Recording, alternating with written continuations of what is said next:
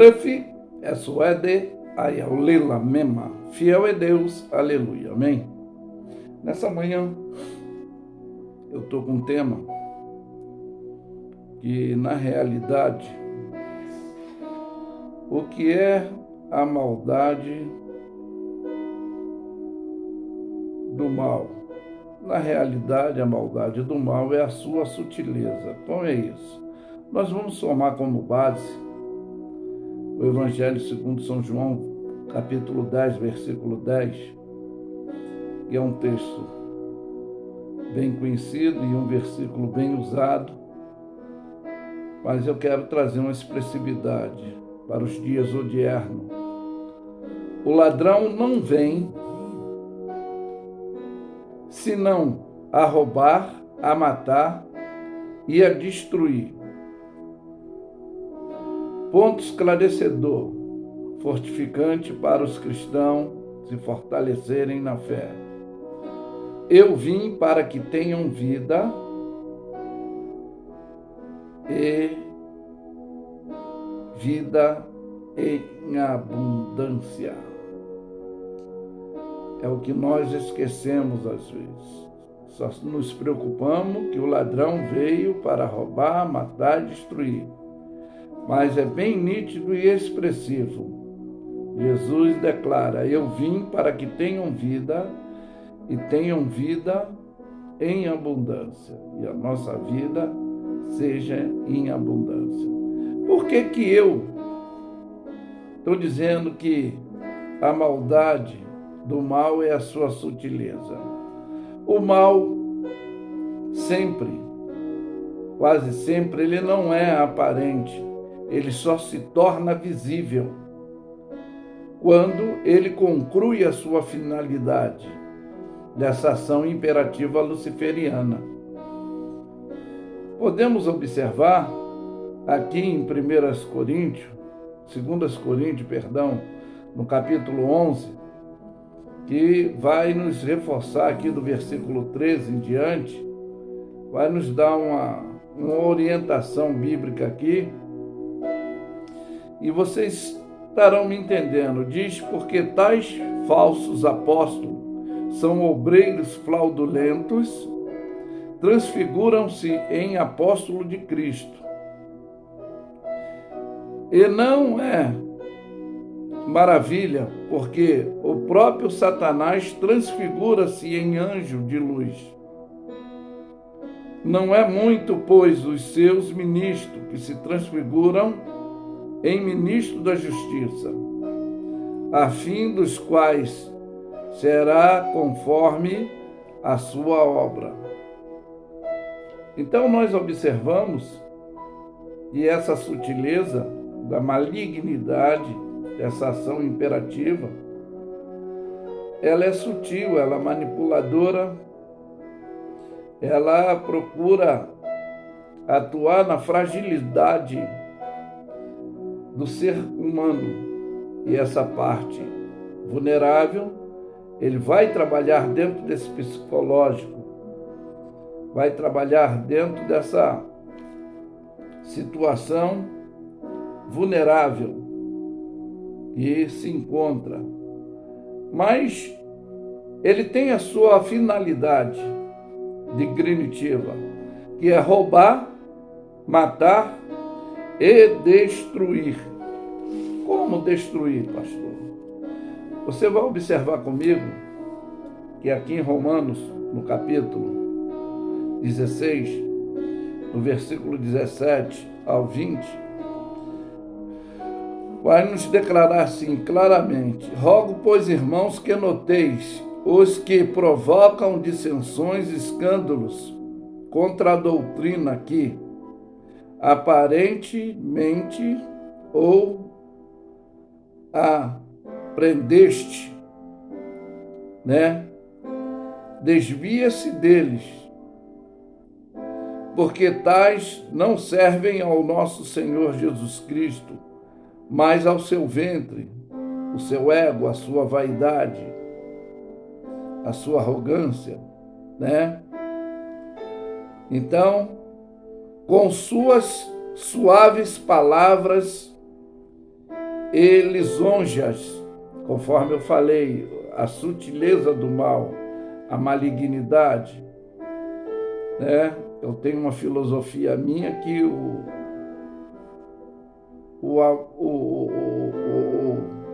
mal tem um sentimento, que é o amor, o ódio.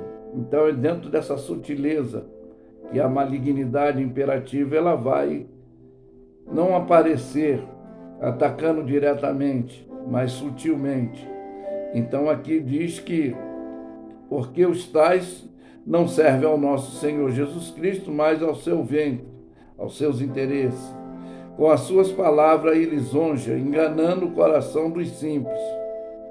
E quanto à vossa obediência, ela é conhecida de todos.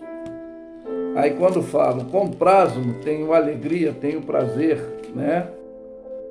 Pois em vós é que quero que sejais sábio no bem. Eu prismo muito para o dom do discernimento por isso, mas simples para o mal, ou seja, não ser também infeccioso nessa ação luciferianizada, mas cristianizada. Aí vai dizer aqui o versículo 20, e Deus de paz, o Deus de paz, esmagará em breve Satanás debaixo dos vossos pés. A vossa graça do Senhor Jesus Cristo seja com todos vós para sempre.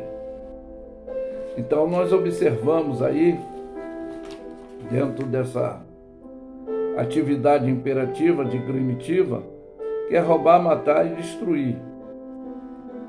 Mas quando aqui em 1 de João também nos faz uma ressalva, que é uma orientação para termos um maior entendimento dentro dessa orientação, para que a gente fique bem atualizado.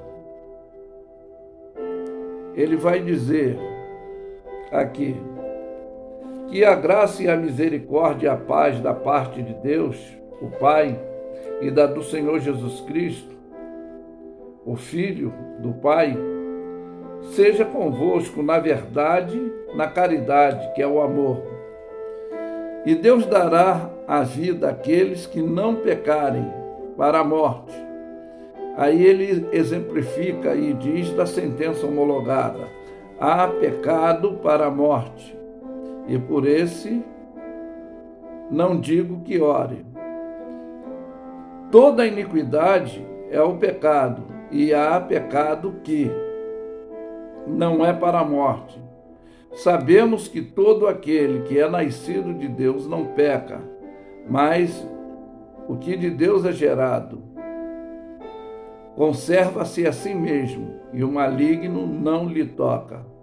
Sabemos que somos de Deus, e todo o mundo está no maligno. E sabemos que já o Filho de Deus é vindo e nos deu entendimento para conhecermos o que é verdadeiro, e no que é verdadeiro estamos, isso é, em seu Filho, Jesus Cristo. Este é o verdadeiro Deus e a vida eterna. Amados, é interessante quando Jesus disse: eu vim para que tenham vida e tenham abundância.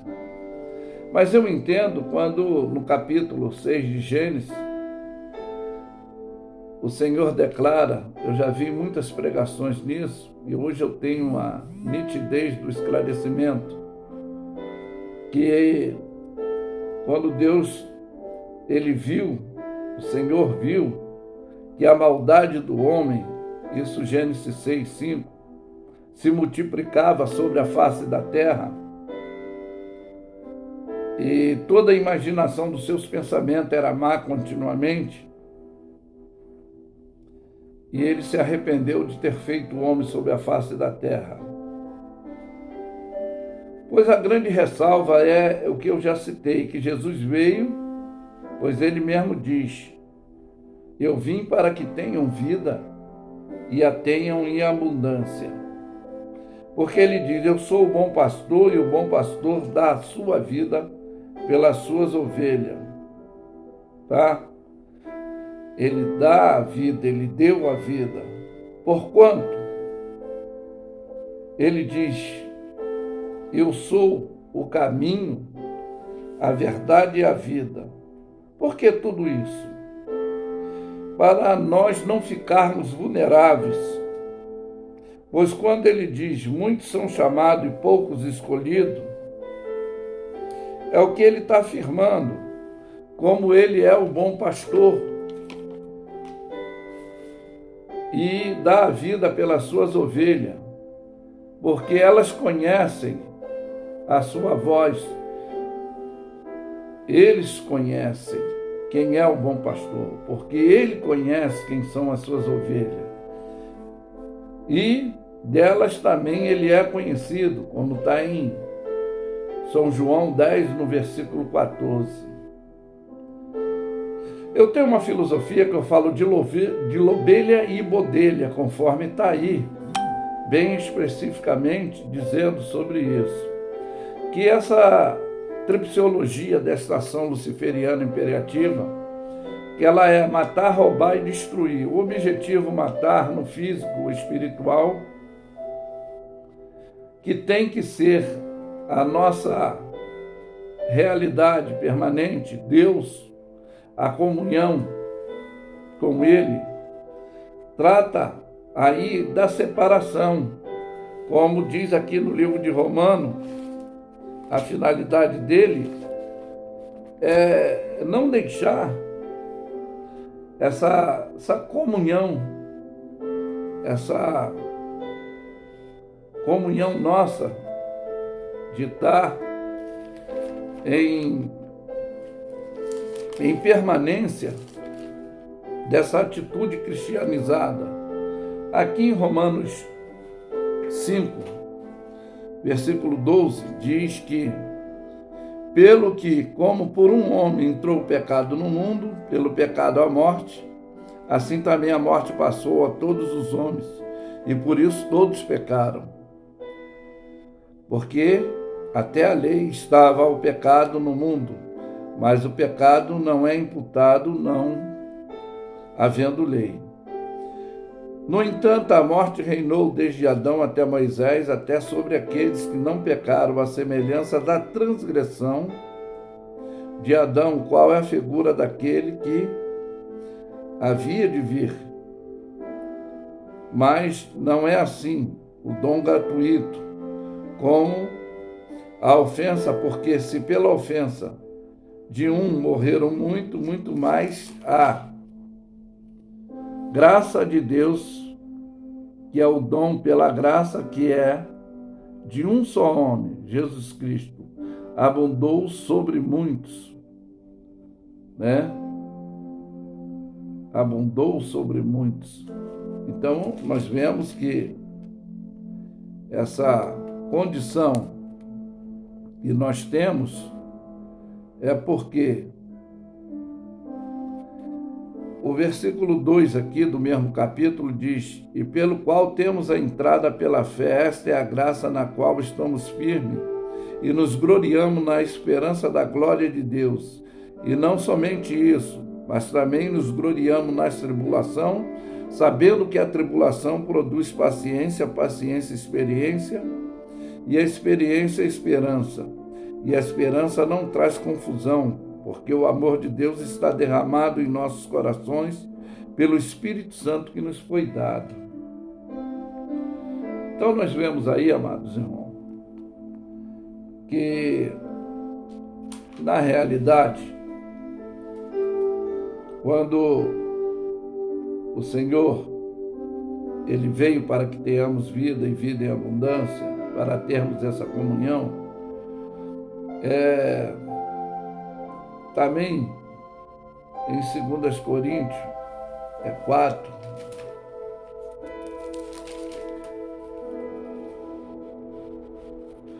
vai nos dizer que, dentro dessa situação toda, 2 Coríntios 4, versículo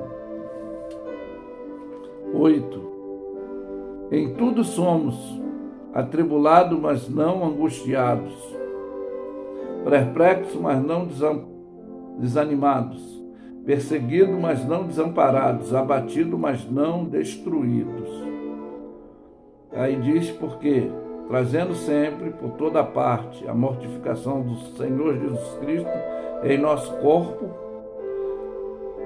para a vida de Jesus, que se manifeste também em nossos corpos.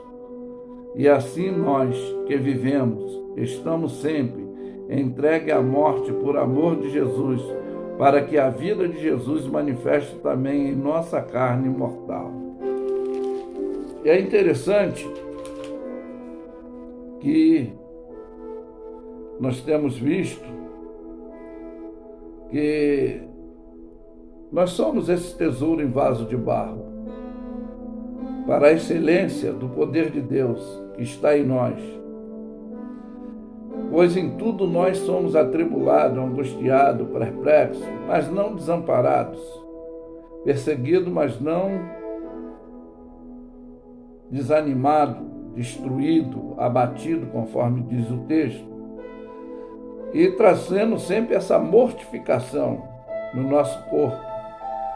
Ou seja, conforme falou da gente não ser malicioso para o mal, mas ser simples, ser humilde. E a palavra de Deus diz que é para a gente estar sempre nessa coinonia. O meu conselho, não sei se ignorar ou iludir no persuadir da ação luciferiana, essa atitude que ele tem, mas tem uma sentença homologada aqui no livro do Apocalipse, capítulo 3, tá?